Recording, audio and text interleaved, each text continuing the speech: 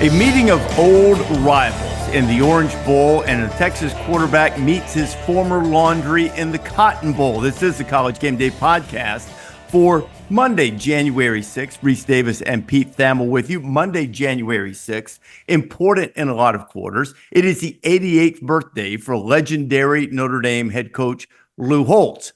88th birthday. Last time Notre Dame won the national championship, 1988.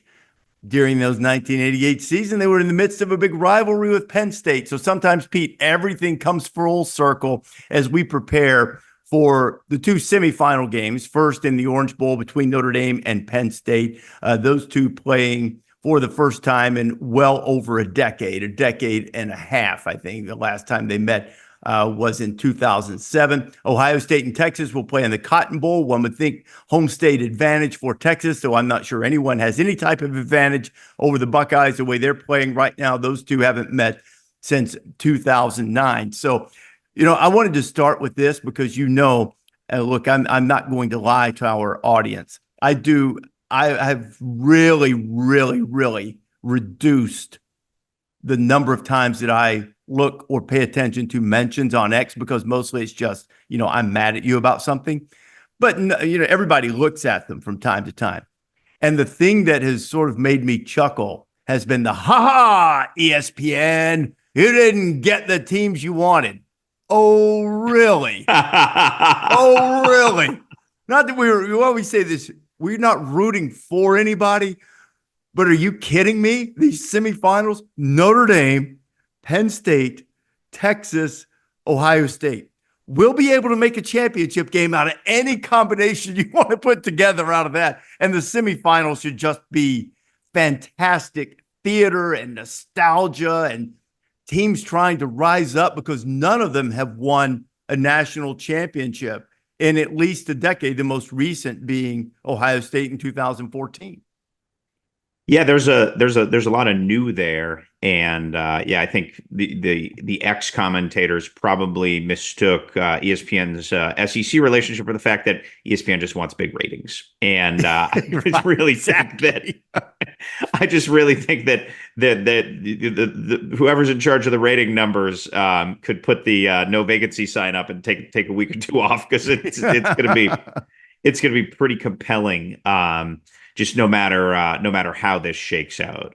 The Buckeyes are ratings monsters. People think of Ohio being a smaller state, but with Cincinnati, Columbus, Cleveland, Akron, Toledo, there's a bunch of really big cities for it being a smaller state. And there's obviously a rabid passion. They're a national brand. All four of these are no-brainer top 7 national brands, right? We could split some hairs there, and I couldn't be more excited, because you cover enough of these and you want some new blood, you want new stories, you don't just want the same thing over and over again. I feel bad for those NFL writers that had to cover the Tom Brady Patriots, the 9th Super Bowl or whatever, how many they were in. So there is new blood, big stars, great stories. Talk about full circle. We'll talk about Quinn Ewers, with Ohio State up against him to try to make the title game. You have sort of the resurgent Buckeyes, left for dead and rolling back. So I just think it's an awesome week that we have here. It's kind of funky Thursday night, Friday night, not what we're used to, just in terms of the rhythm of this thing. But I'm really excited. It couldn't have played out any better. I feel the same way, Pete, and I think there's a lot of, with all of the newness of this 12-team playoff, and how I love the history of the sport, but there are a lot of things colliding, including, and you and I really haven't had a chance to talk about Notre Dame and Georgia on the field, and what I think might have been the most Notre Dame 54 seconds of football since Notre Dame maybe last won the national championship. Maybe since the days of Parsegian and Devine and Rockney and Leahy, all of these things. That 54 seconds where R.J. Oben got the strip sack of Gunnar Stockton, Riley Leonard hits Bo Collins for the touchdown just before halftime, and then the kickoff is returned for a touchdown by Jaden Harrison. all of whom transferred into Notre Dame, by the way. But 54 seconds of game time, and Notre Dame seized control, eliminated narratives because they had not won since the start of the BCS era. Actually a higher rated prospect coming out of high school than either Riley Leonard or Carson Beck. He got hit again. The ball's out. R.J. Oben knocked it out. And junior Tuiala Maka has it for Notre Dame. It's the left tackle again, a position that has given them so much fits this season. Monroe Freeland can't get out of his stance. Oben goes right around him, strips it as Stockton is getting ready to release the ball. And a huge turn as Georgia tries to get aggressive to steal some points, and it Add to a 3-point lead. Play fake. Leonard in the end zone. Touchdown Irish. Bo Collins. They hadn't won a BCS game, a New Year's Six Bowl, or a college football playoff game in a bowl game. They'd won the Indiana game, I know, on campus, but they hadn't won a bowl game, and they hadn't beaten a team of that magnitude. But I don't mean this to, stomp on Indiana when they're down a little bit after that great season they had. But let's be candid about it. Beating Indiana at home, an Indiana team which had a wonderful season, but didn't have the pedigree or the resume of Georgia, is not the same as going into the Sugar Bowl and beating Georgia. That was a landmark win for this era for Marcus Freeman and for Notre Dame. And it signaled the belief they think they can win the national championship. And, I favor Ohio State like everyone else, but, you look at this and Notre Dame can win. This is it. This is an excellent team. Notre Dame can absolutely win. And I really thought, what an impressive way they played Georgia. First of all, mighty Georgia, their big O-line. I had said early in the season, I thought that, they'd have the best offensive line in the country, just in terms of sheer mass, volume, size. And then their D-line, it's still stuck in our brains what they did to Texas and Austin that night, right? It was, one of the great unexpected maulings of the season, right? Good on good. They were elite. And Notre Dame's strength, look, as Marcus Freeman has built this, and really Brian Kelly built it to where Marcus Freeman has accentuated it now, their strengths were up front. That's where they were very, very good. I think their best quarterback the last 15 years has been Ian Book, right? I don't think they've had they haven't been dynamic at that position where you might think our friend Tommy Rece might think he fell in that window, didn't he? Right around the 15 years. Yeah, he fell in that window. He won a lot of games. Yeah. He'd remind you that they tried to replace him a lot of times, and that the media might not have. Probably Ian Book though, right? I think he's the highest drafted guy. I'm going off the top of my head here, but the point is, it was good on good there. SEC good, as good as there is in the SEC versus Notre Dame, and they completely acquitted themselves. And quite frankly, they won the game on special teams, Rece, right? And what did you think of the run-on, run-off play? Because I feel like 10 years from now, that's going to be the play that people remember. 28 rush yards per game, just 36th in the country. Here's one of those Notre Dame special team situations. They're so creative. They substitute, so Kirby Smart knows he has to be allowed to substitute. The officials stand in there. Leonard and the offense back out there. Will they really snap this and go for it with nearly 2 yards to go? Play clock at 3. And now movement by Georgia, it seemed. There is a flag. Leonard throws it deep. Diving attempt by Bo Collins. Kirby Smart. Offside, number 11. Defense jumped into the neutral zone. Wow. 5-yard penalty results in a first down. Now, it was interesting that, and I'm not a rules expert here, it was interesting that Kirby said he was told you couldn't do 11 on, 11 off in the SEC by the SEC officials. And I just don't know that. But they were clearly flat-footed enough where they were rattled enough to, obviously change the call the play and change the game. Yeah, it was. Well, first, I thought it was brilliant. I mean, exercising something within the rule book that's allowed is brilliant. I did notice that one of the officiating experts on TV. I'm pretty sure I know who it is, but I don't want to accuse him of it. So I'll just say one of them sort of took a little dig at Kirby and said it's not against the rules. And you'd think the chairman of the rules committee would know that. But, I thought that was a little bit of a cheap shot from that guy, because there are so many different interpretations of what constitutes things like that I have no doubt that because Kirby recalled chapter and verse of when they tried it and they said, nope, can't do that. Now could there have been a nuanced difference? Could the long snapper have touched the ball to put it in play, which clearly in the rule books, you can't do it if the ball's in play. There might have been a nuanced difference, and there are also interpretations, and we've seen enough questionable officiating over the course of the year to not think that there's just a cut and dried explanation that every group of officials is going to adhere to. But that play appeared to me not only to be within the letter of the law, but also brilliantly timed and perfectly executed, not to mention gutsy.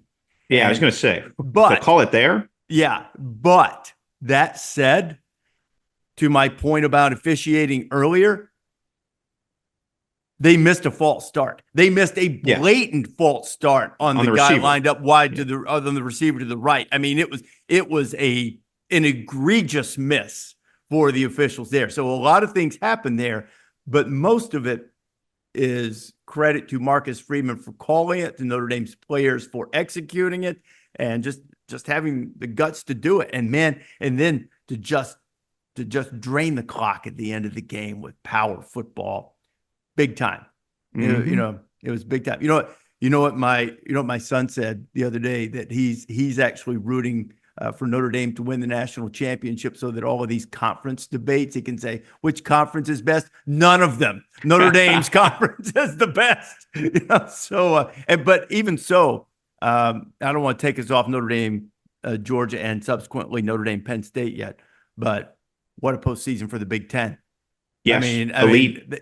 Elite 50% of the finals. They had the number one team, the only undefeated team all season until Ohio State beat Oregon. It took another one of their Big Ten teams to beat the number one team. They had both teams in the Rose Bowl. They've got two of the four teams in the semifinals, and not only that, they've had a really good bowl season. They're going to have They're 4-1 against the SEC. Yeah, the SEC. And Brett Bielema almost ate Shane Beamer on this field. So yeah, and that I was going to bring up Bielema's team because I've gone back and reevaluated. I haven't turned in my final poll. Nobody cares about the final poll yet, but I was not an Illinois believer, and I'm just going to tell you why quickly.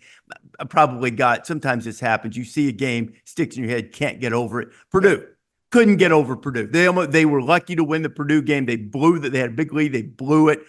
Purdue could, and that probably unfairly maybe stuck in my head too long. But I was like, okay, but Oregon killed them, and I know Penn State only beat them by 14 or whatever, but they were in control of that game.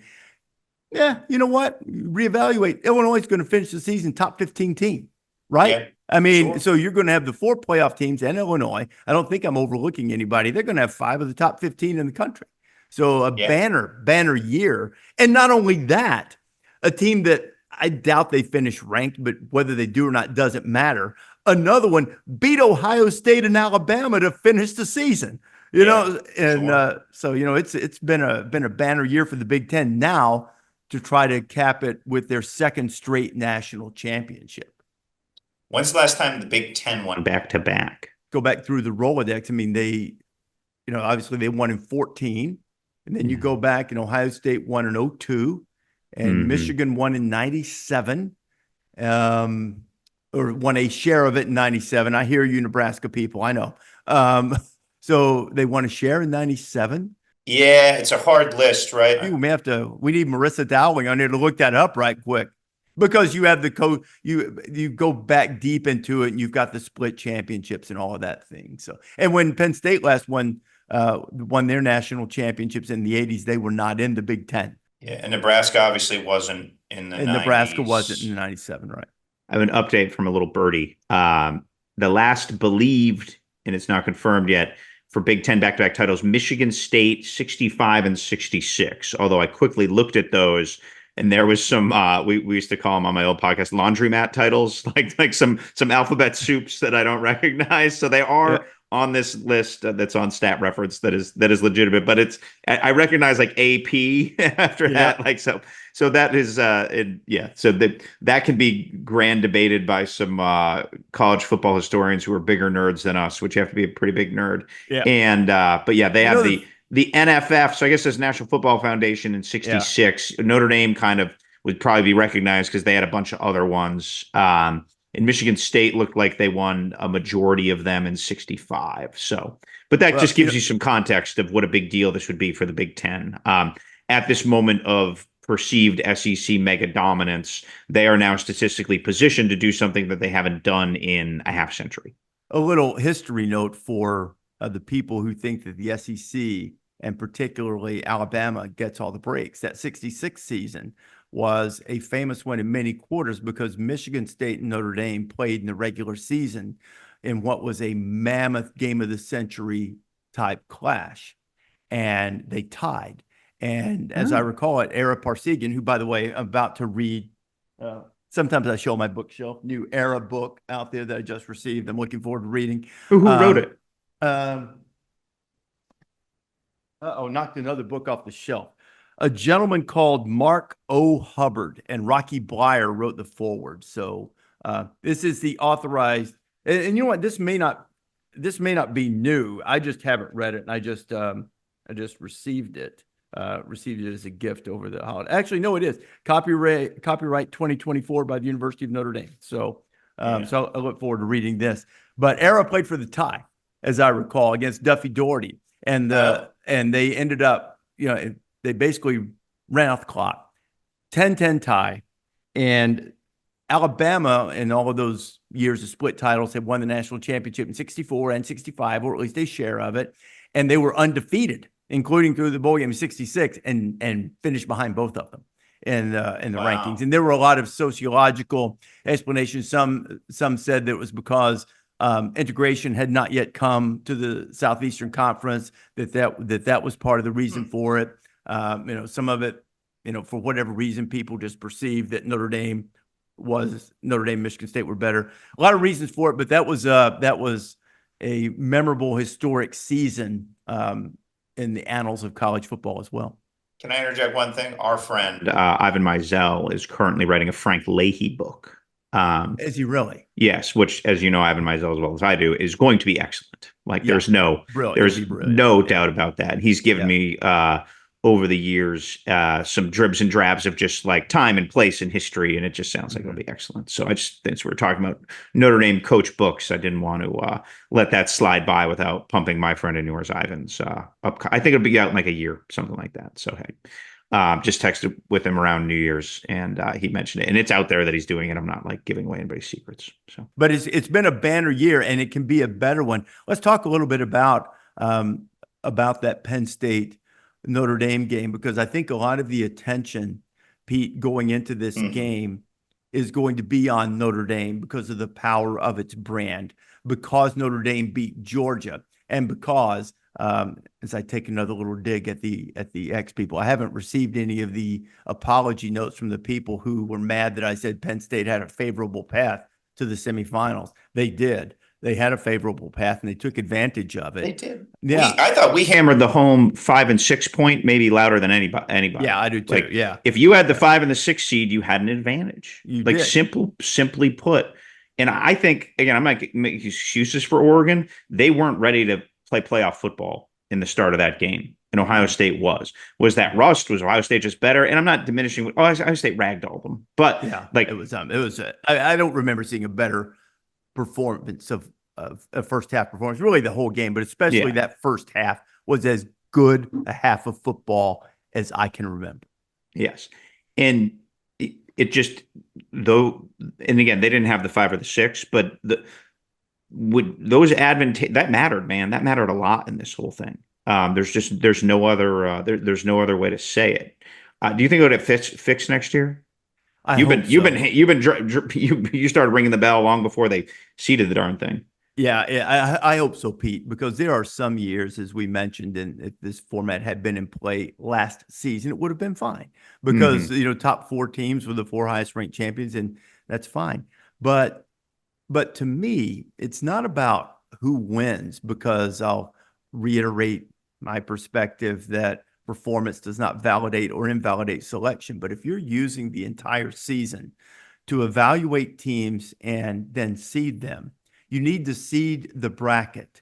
And if teams get upset, they get upset. So be it. But I know Ohio State still would have been whatever the sixth seed. And they wouldn't have played Oregon then. I'm not trying to protect Oregon or anything like that. But clearly Ohio State wasn't an 8. And the team that was best, they get Ohio State. Yeah.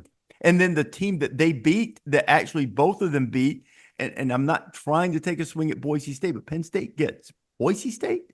That's not the way to do it. And if you want to get the 5 highest ranked conference champions in the field, I'm fine with that. If that's the format, it's fine. Their reward, their value for the conference championship game is getting in the field. And that will make it better. And you're still going to have the upsets. And maybe we would still, depending on how the bracket look, maybe you still get the same 4. And maybe you still get 4 teams that aren't conference champions, which I think is, for all the talk about we want to value the conference championships, none of the 4 in the semifinals are conference champions.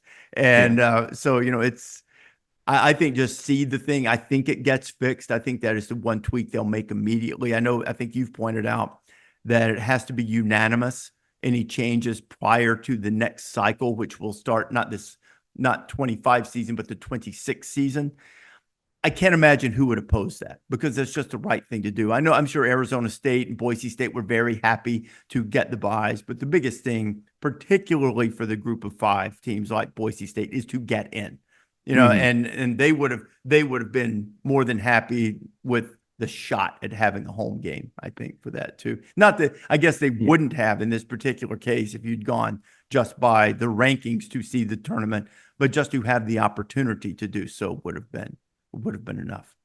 Let's move into this matchup quickly before we get to Texas and Ohio State. What do you have on Abdul Carter, the outstanding edge rusher for Penn State?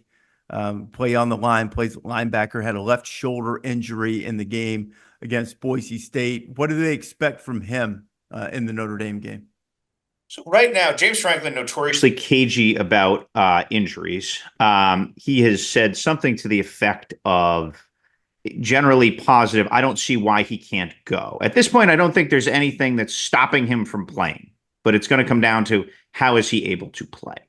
So, quite frankly, I don't know. Do we know what the injury is? Was it a dislocation, a separation? What do we know? They have not said specifically. Penn State doesn't give a lot away generally, generally on injuries. So, so obviously just a giant factor in this game, right? Like just giant. He is the best football player in this game. Period. Mm-hmm. So like you begin and end there and you say, wow, and you think Notre Dame's offense is moving. Their pass game, I would say, is solid, right? But it's not, not some juggernaut. And Abdul Carter coming off the edge can wreck your game plan. Pure and simple. I've talked to scouts who think he might not be the number 1 pick, but he might be the best prospect in this draft. Mm-hmm. So there's some, you're talking some pretty, pretty strong, pretty strong player. So I don't see any reason to not take James Franklin at his word here that, it sounds like he's going to give it a go. And not knowing the nature of the injury, sometimes you can kind of read between the lines and say, okay, it's that there are these remedies you can do before the game to try to make him, right or available. But it also doesn't sound remedies is a euphemism for what everybody knows, right? Yes. Yeah. It also doesn't sound like he's going to be 100%. And what about Jeremiah Love too? Because he didn't play a lot. Against Georgia, seems to be dealing with an injury there. So what do you have on him? Freeman has been pretty direct. Mm-hmm. That they've got everybody. They lost a tight end in that last game, but And he did leave that day. He indicated after the game that he's going to be fine. The way I'm projecting this year, Rece, is that he will play, but he may not be 100% again. Yeah, in the last game, Riley Leonard carried it 14 times. Jadarian Price carried it 10 times. They got a handful of carries elsewhere, and then Love was only able to carry the ball 6 times. Did catch 1 pass also. The quarterback run game will be a big deal for Notre Dame. Again, they didn't pass for 100 yards against Georgia. Penn State's defense is, among the best in the country.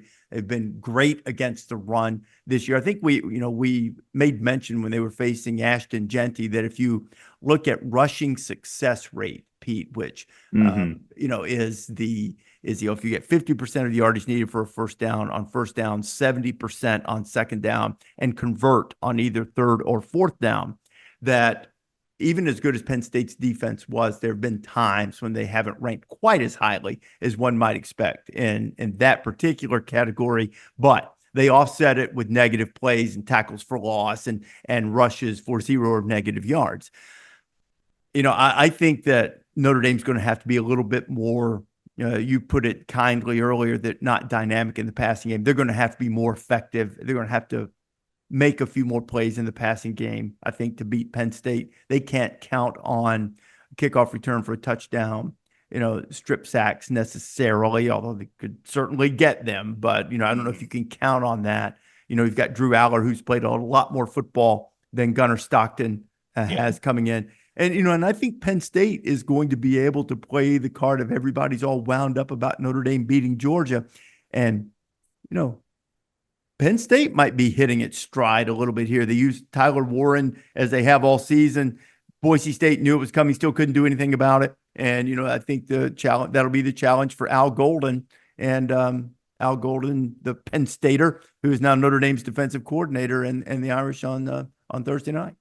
And Al Golden was the last player to score a touchdown in Notre Dame Stadium in a non-NBC game. Is that right, Rece? That is correct. We got the highlight and everything. We had the highlight. All right. Yeah. All right. And how about this one? You remember who threw him the pass?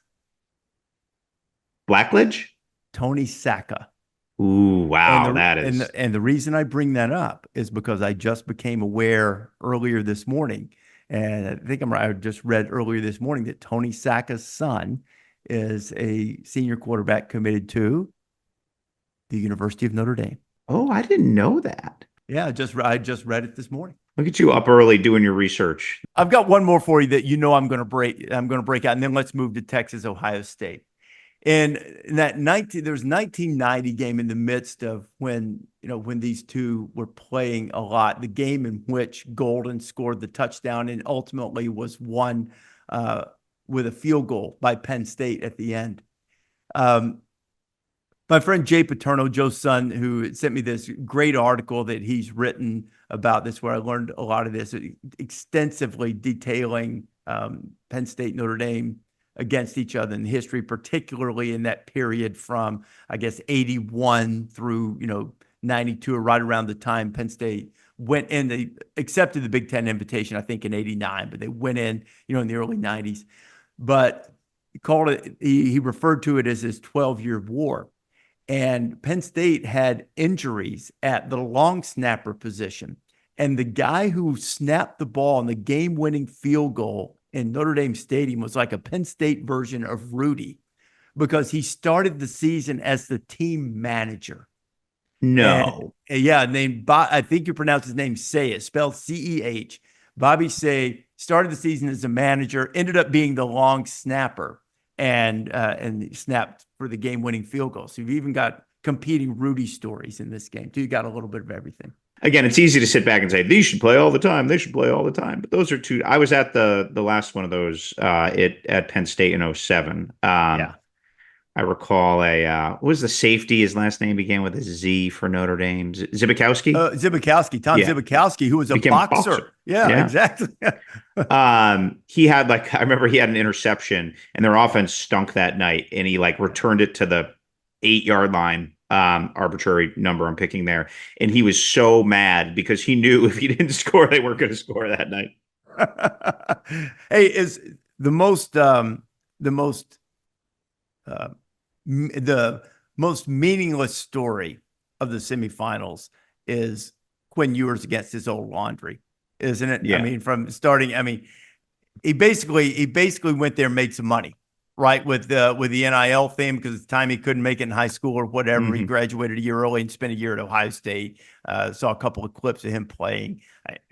It's a nice little footnote. He spent like 4 months. yeah. It's a footnote. It's interesting. It's sort of indicative of what we see in the NIL era.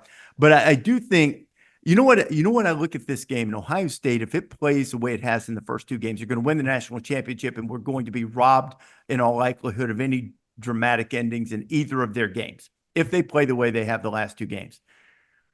The one caveat I would offer is I still think Texas is capable of that type of performance, for lack of a better way to describe it, an Ohio State type of performance, and they haven't done it, and they really haven't come close to it yet.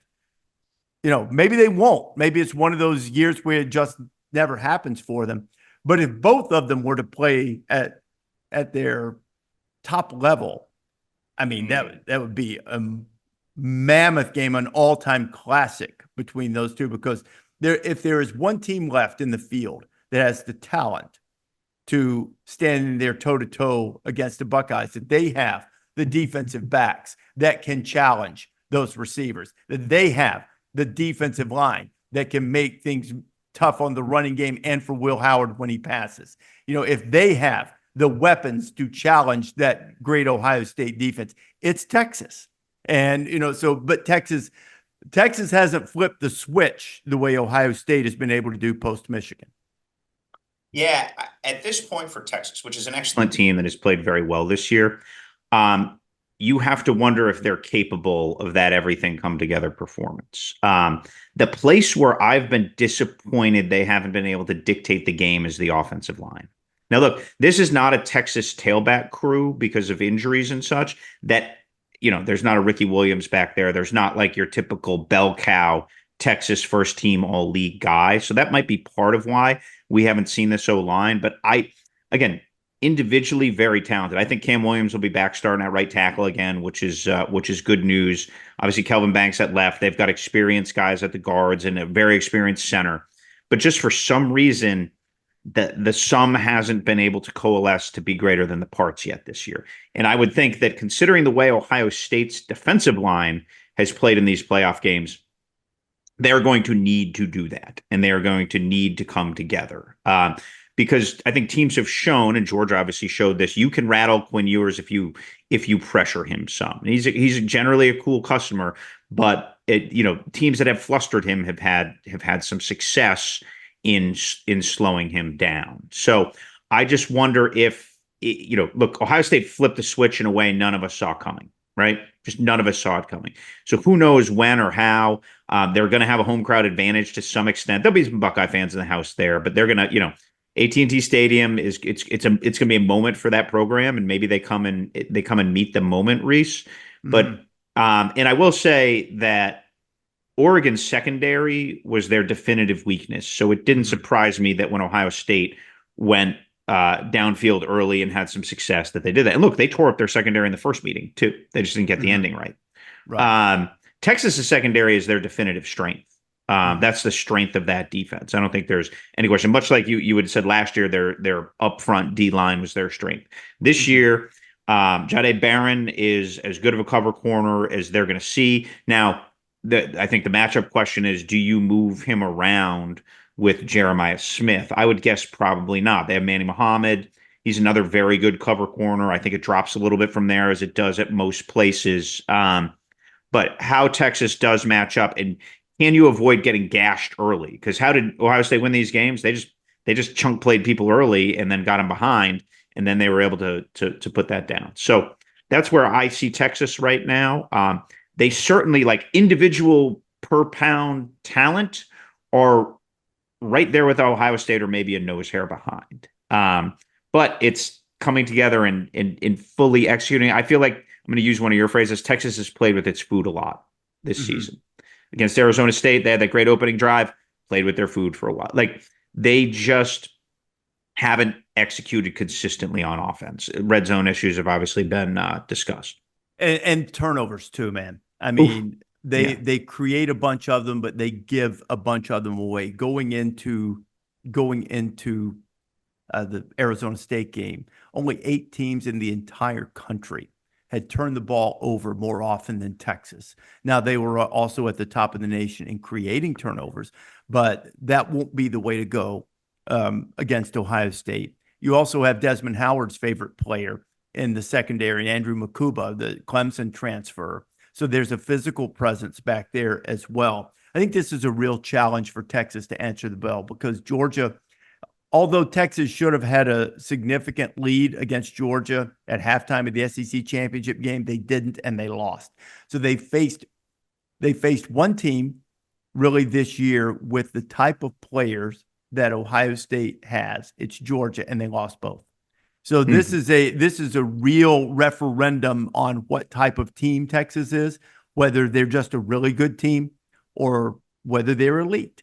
And, there's nothing wrong with being a really good team. They call it elite for a reason. It's at the very top. Yeah. And, this is what Texas aspired to be. It's what they thought they were capable of this year. And now they face clearly the best team in the field. But the best team doesn't always win. It's the team that plays the best that wins. And the way Ohio State is executing and playing right now is off the charts good. And, I just wonder about all of those callers in the Ryan Day piece that we did on the conversation I had with him. And then we inserted some radio calls and different things. I just wonder about all of the people who said, I'd rather lose every game if we can just beat Michigan. I wonder if they really are going to feel that way if the Buckeyes raise the trophy on January 20th in Atlanta. You want to know my Ryan Day analogy for this year, Rece? And it has to be finished. It's Tony Bennett NCAA tournament win following the unspeakable low of losing to the 16 seed. Now, it's clunky, right? They are both depths. And the reason I make the parallel is this. Both are excellent coaches at the top of their game. Tony Bennett was dominating the ACC, and that was the ACC with Kay and Roy and all those guys, right? Back when the ACC was a basketball conference. Correct. That's when the ACC was a basketball. Well, the SEC is a basketball conference now. I digress. Yeah. It is something. And the volume of the criticism and the tenor of the criticism didn't match the body of work. So those are the two parallels. The NCAA tournament is very different, but they're generally established coaches at the top of their game who haven't figured out the ending, and then have had huge setbacks that have put them in the crosshairs, right? And it will be interesting to see if Ryan Day wins 2 games, if UMBC game's not forgotten, but boy, people, you win a championship. I remember Boeheim saying this in 2003. He's the difference between, and he'd finished second a couple of times. The difference between finishing second and finishing first, he's you can't even put it into words how different it is. So again, they're halfway there. They still have 2 very difficult games, and the gauntlet they'd have gone through: Tennessee, Oregon, Texas, and then whoever else they'd play. Would be, come on, man. Would be the all-time, one of the all-time gauntlets to go through. So I think I made the comment to you in that first half of evisceration that Ohio State was putting on Oregon that probably Heupel and the Volunteers looking at, guess we're not that bad. They were sensational. Let's make a couple of picks here, and then I want to hit some real quick portal news before we finish up. Who do you think wins, Notre Dame or Penn State? So I'm going to take Penn State 24-17. I feel again, I've said this a few times in this playoff, but I don't feel like outside skill is a strength of either of these places. And I feel like this game is going to be one interior physicality. And again, I feel like Penn State can be creative enough with the tight end and creative enough on offense. They have a little bit of better edge throwing the ball down the field, although I don't have much faith in their receiving core. But I just think they've answered the bell here. And if you go second half of Big Ten title game on, they're playing really well. Mm-hmm. They are playing great. I agree on all fronts, but I picked Notre Dame to beat Georgia. and I'm going to pick Notre Dame to squeak it out against Penn State. I think they're going to do it. It's going to be an odd-looking score because there are going to be field goals involved. Mitch Jeter seems to be straightened out. I'll say Notre Dame wins it 23-20. What about the Cotton Bowl, Texas, Ohio State? So again, we both stood on the field and watched those two games. So it's going to be hard to go against our the eyeball biases. I don't want to pick for you, but yeah, I think Ohio State wins this game 31-17. I'm not saying it's going to be a blowout. I think it'll be a good game, but I just think the way they are executing right now, they're Indiana level execution in their bye games early in the year against elite competition. So even if they slip like 20%, they're probably still going to be better. Mm-hmm.